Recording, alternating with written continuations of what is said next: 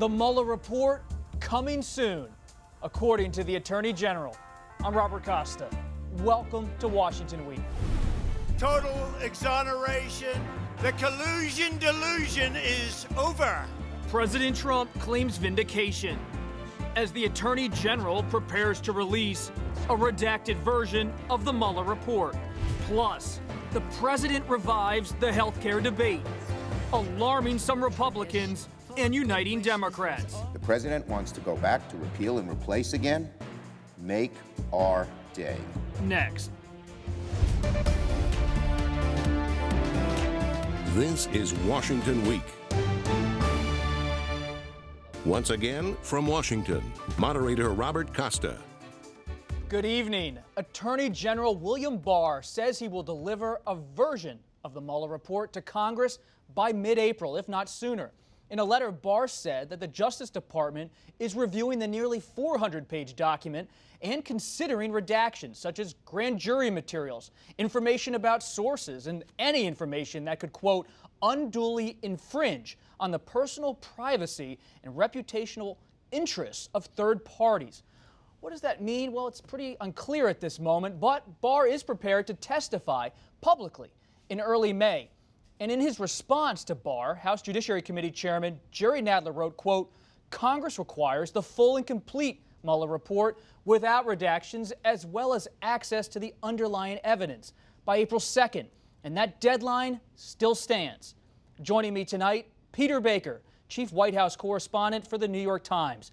Hallie Jackson, Chief White House Correspondent for NBC News and anchor for MSNBC Live. Yamiche Alcindor, White House Correspondent for the PBS NewsHour. And Eliana Johnson, White House Correspondent for Politico. Peter, inside the West Wing tonight, how are they interpreting this letter from the Attorney General? Do they feel like they're in the clear legally, but still have some exposure politically?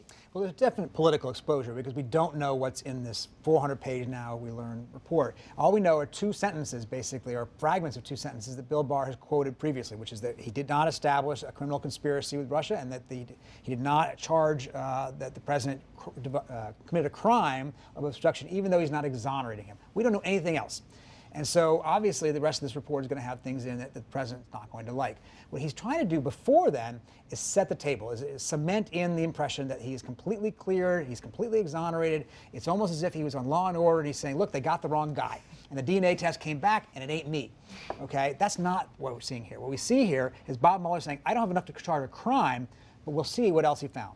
The interesting piece of the Barr letter that came out today, Bob, that you're referencing, is that line, I think, for the White House folks at the table that said, based on what the president has said publicly, we do not expect to essentially hand over this report to seek executive privilege. That is the line that I think tonight has folks in the West Wing really looking into, trying to figure out, what does that mean? What does it mean when, critically, Attorney General Barr says no plans to do this, right? Is that leaving them some wiggle room for the White House to call up and say, well, you had no plans, but guess what? We have some plans. So I think that's where this fight goes over the next 48 hours or so.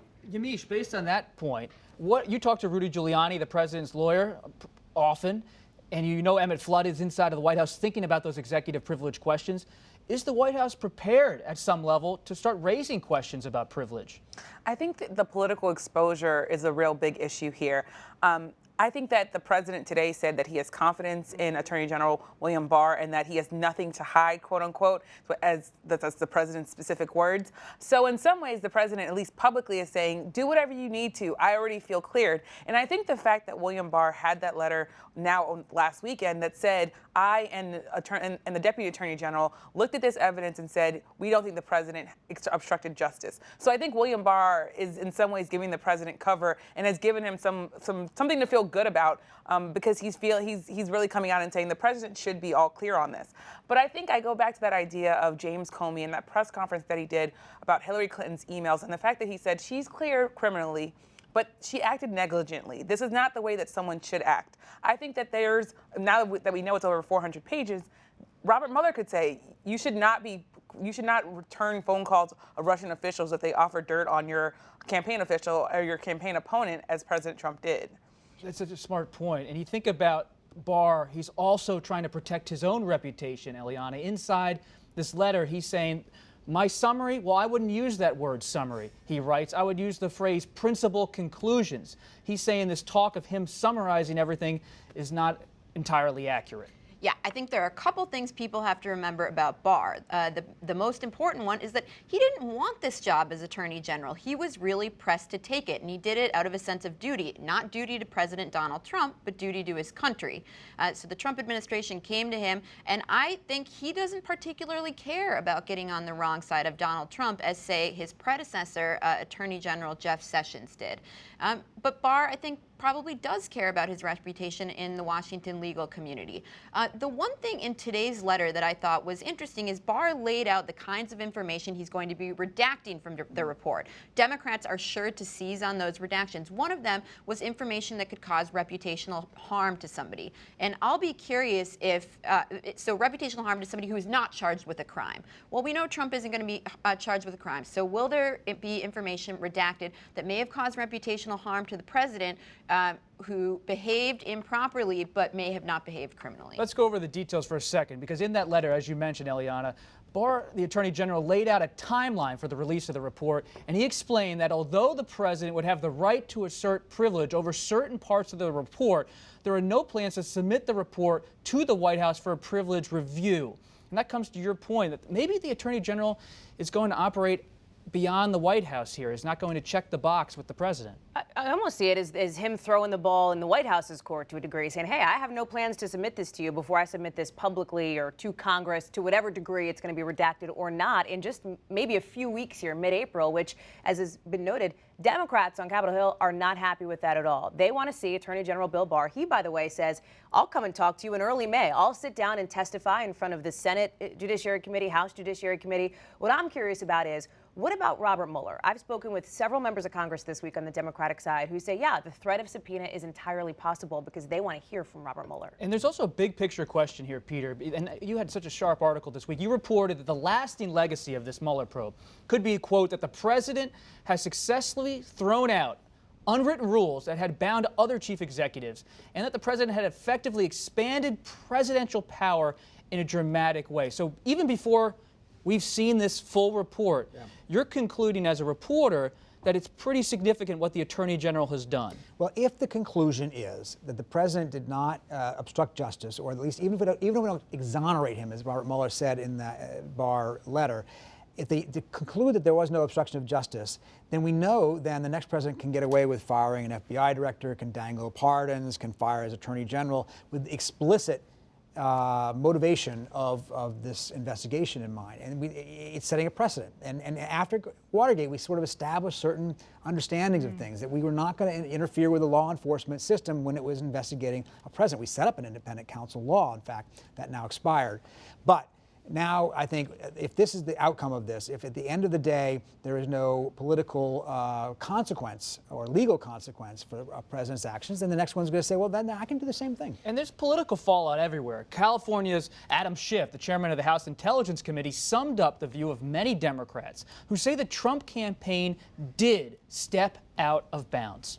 You might think it's okay that the president himself called on Russia to hack his opponent's emails if they were listening. You might think it's okay that later that day, in fact, the Russians attempted to hack a server affiliated with that campaign. I don't think that's okay. Leader McCarthy from the Republican side, he called on Schiff to resign. All Americans should be concerned with the chairman of the House Intelligence Committee taking the position of judge and jury. He needs to resign from the committee. Why is Chairman Schiff, Eliana, continuing to plow forward on the Russia questions? You know, I think Democrats believe that having put forward the view that Trump colluded with the Russians and was therefore an illegitimately elected president is a politically useful argument for them.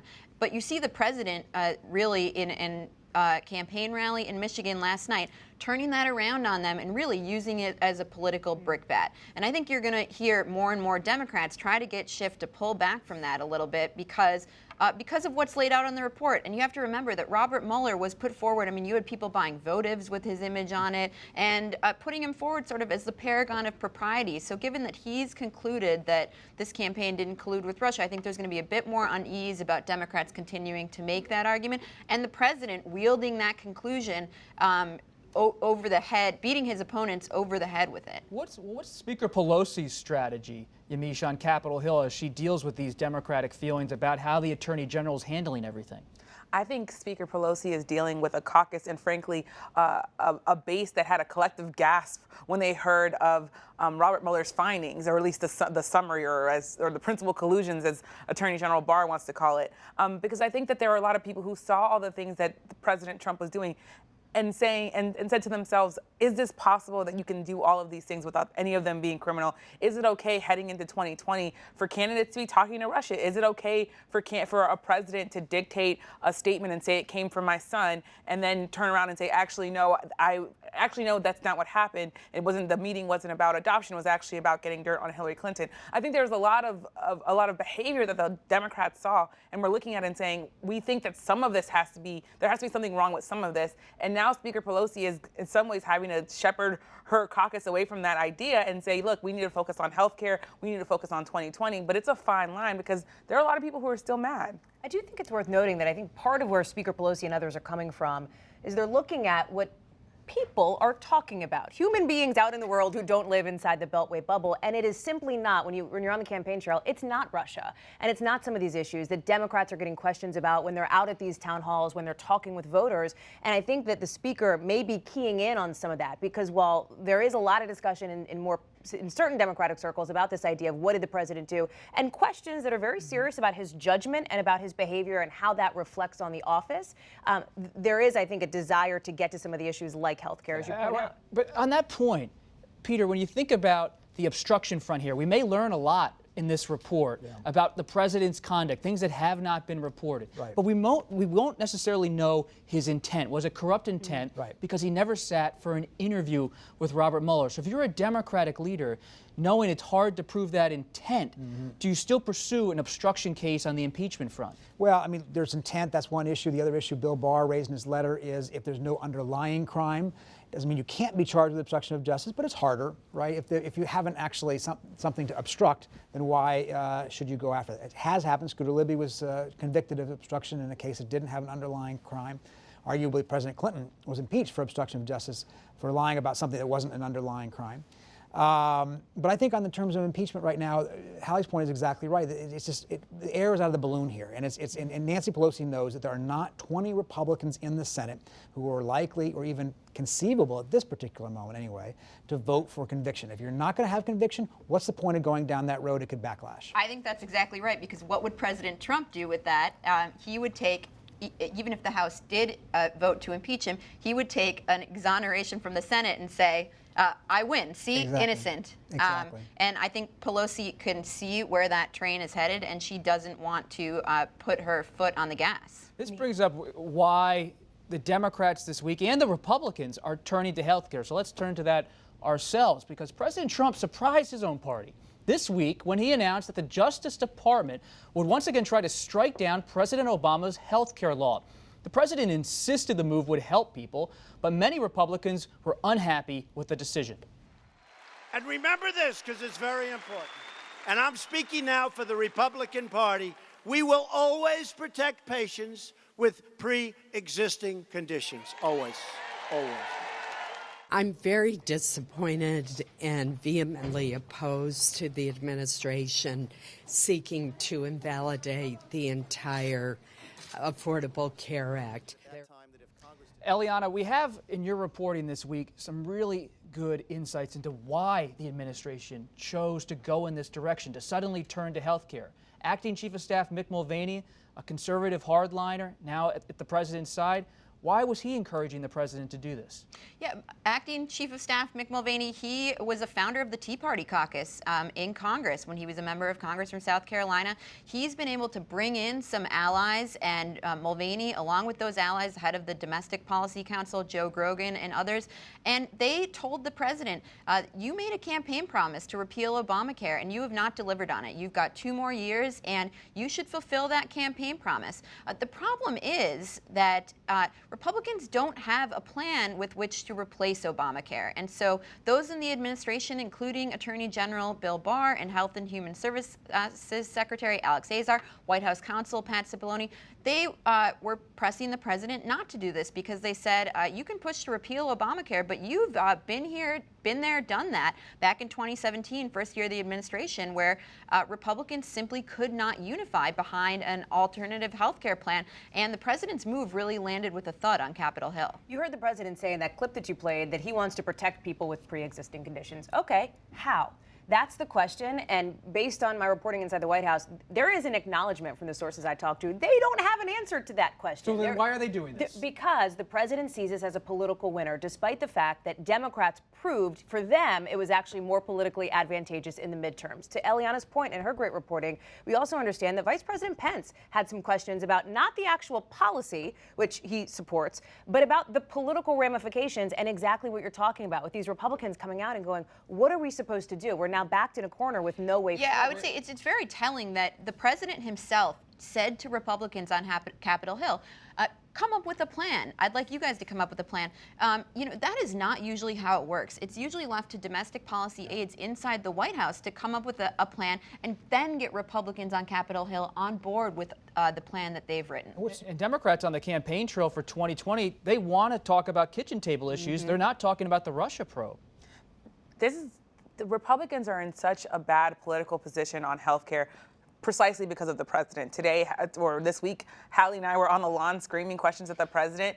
Well, I'm sure you weren't screaming. Respectfully shouting our questions at the president. Screaming because the helicopters. All the context that we need. Okay. And the one word I could come up with was timeline. What is your timeline for coming up with a plan? The president says, once we get to the Supreme Court and this lawsuit is dealt with, we'll come up with a plan. But if you're talking to suburban women who are very much what Republicans need to win in 2020, there are a lot of women looking around saying, okay, but what does that actually mean? What if you take away my health care today, what am I going to be left with? And all the sourcing that I've been doing and all the talks that I've been having, the White House is not even trying to act like they have a plan. They do not have a plan. Well, what's surprising about him doing this, of course, is that this has otherwise been the best week of his presidency, right? I mean, this is, he's been cleared in his way of putting it on the Mueller report. We'll see what it actually says. But for the moment, anyway, it is true that he doesn't face an allegation of criminal conspiracy with Russia. That's an important moment for him. So why then change the subject to a strength of your opponents? Why change it to something that they themselves would like to change the subject to? Well, it's kind of a mystery. And it was really interesting. It was a mystery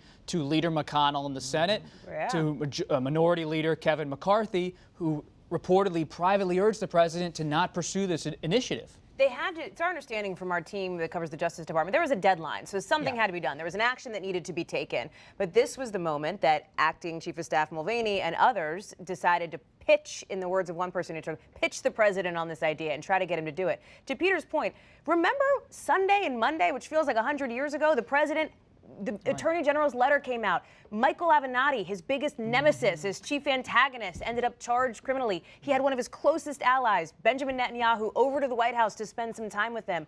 He was riding high for a good 48 hours. Then this happened. And while Democrats, to your point, Yamiche, may have gasped, as you put it, about the Mueller report, boy, did they cheer when this happened and this went down. My colleague Maggie Haberman asked a White House official, why are you doing this? And he sent a message back, tongue-in-cheek. He says, too much positive news. We had to change the subject. But I think keep coming back, Eliana, to your reporting and the question of why. And when you look at someone like Mick Mulvaney or Russ Vought, a name most Americans don't know, but he runs the Office of Management and Budget as the acting director, even though President Trump says he's a populist, he's an everyman, a businessman, inside of this administration, so many conservative ideologues. Yeah, and Mulvaney is case in point of that. Really an ideological conservative, and the first ideological conservative to be chief of staff. John Kelly was a military man. Reince Priebus was really an establishment political operative. But this is really the first window, I think, that we've gotten into how Mulvaney is wielding his power. John Kelly really tried to restrict access to the Oval Office. He was shutting the door, keeping people out of meetings. Mulvaney came in and said, I'm not going to do that. But what he has done is brought in a lot of ideological allies, about a half dozen of them, into the West Wing. And while he hasn't tried to keep anybody out, he's given those people he's brought in who share his views access to the president, and those were the people who carried the day in these arguments about whether to pursue this path on Obamacare. If that's the case, does this make divided government and deals between Speaker Pelosi and President Trump on prescription drugs, on infrastructure, harder if conservatives are driving the agenda inside? I think it could be, it's possible. I think it was already going to be hard because from the very beginning, when the president realized he was going to be faced with a House that was controlled by Nancy Pelosi, he said, if you investigate me, I'm going to already have issues with you and not want to legislate with you. So I don't know if looking forward, people were saying that this was a lot of things were going to get done to begin with. But I go back to President Trump's personality. I remember on inauguration, one of his first crises, one of the first kind of issues that we had was him comparing his inauguration crowds with President Obama. And everyone thought, you just got inaugurated President of the United States. Why are you picking this fight? And I think some of it has to do with the fact that it's actually called Obamacare, and he likes the idea of really repealing and talking about a program that was passed by President Obama. Speaking of respectfully engaging with the president outside the White House, not screaming, there was a telling exchange you had, Hallie, with other reporters, with the president this week that underscores this conservative drift that we're paying attention to as reporters. Education Secretary Betsy DeVos, she learned a hard lesson this week when she proposed cutting the federal funding for the Special Olympics. And for 2 days, she faced tough questions during a budget hearing over this proposal to zero out federal funds for the Special Olympics. And then on Thursday, the president turned the tables on her. And I've just authorized a funding of the Special Olympics. I've been to the Special Olympics. I think it's incredible. And I just authorized a funding. I heard about it this morning. I have overridden my people. We're funding the Special Olympics. It's not just Majority Leader McConnell or Minority Leader McCarthy who seem to be a little uneasy with this shift to the right. Even President Trump has some reservations. And let's keep in mind that when the president says, I'm going to authorize funding, he does not do the authorizations for the budget. Congress does, and lawmakers had already said, we're not cutting the Special Olympics. The program was never really at risk. It was symbolic. And in conversations that I had with Tim Shriver, the chairman of the Special Olympics, others in the organization, they said the administration has weight. What President Trump sets forward as his priorities have weight with people around the country. And so for them to have changed their mind, and they credited the White House and the president for having changed their mind, they felt like this carried symbolic significance. I was, frankly, very surprised to hear that response to my question to the president. He does not reverse course often. As I think everybody sitting around this table knows, it seemed like the political pressure had built enough. And now one of my big questions is, what does this mean for Secretary DeVos's future? She had become the face of this controversy very much. She came out, and I spoke with her folks right after this moment happened. She said, well, she's been fighting behind the scenes on this for years, yet there she was for days publicly defending her boss's budget. Yeah, but that's the problem. If you're working for President Trump, this is a position you're likely to be caught in, right? Suddenly, you're defending the policy that you have been handed. I mean, this is probably the Mick Mulvaney crowd creating a budget that the President Trump has probably not read in any detail. And it includes a lot of, conservative shibboleths, let's go ahead and get rid of this funding and that funding, things we don't think the government should be involved in, but it'll never actually happen because Congress won't go along with it. And it's been in the budget for years now, his budget for years. Nobody paid attention to it until suddenly it got a little bit of attention from an entertainment reporter. And Betsy DeVos is left to defend something that she really didn't have that much to do with, I understand.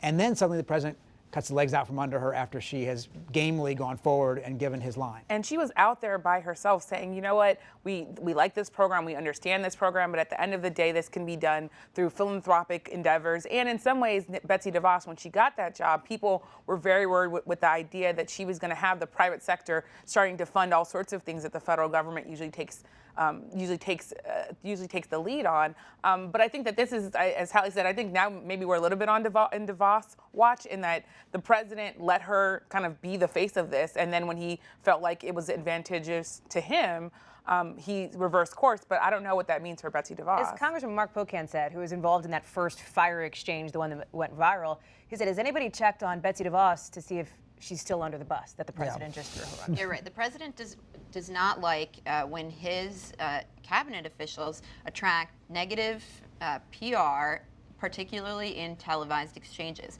He's somebody who doesn't follow the detailed day-to-day operations of his cabinet agencies, but he does pay attention when cabinet secretaries appear in hearings on Capitol Hill that are televised. And so he certainly was aware of those uncomfortable exchanges that Betsy DeVos had on Capitol Hill this week and was not particularly pleased with them. Thanks, everybody, for another good conversation. We're going to have to leave it there for tonight, but our conversation will continue as ever on the Washington Week Extra. It's available on our website or Facebook or YouTube every Friday after 8:30 p.m. And while you're there, take our Election 2020 survey. It's on the homepage. I'm Robert Costa. Have a great weekend.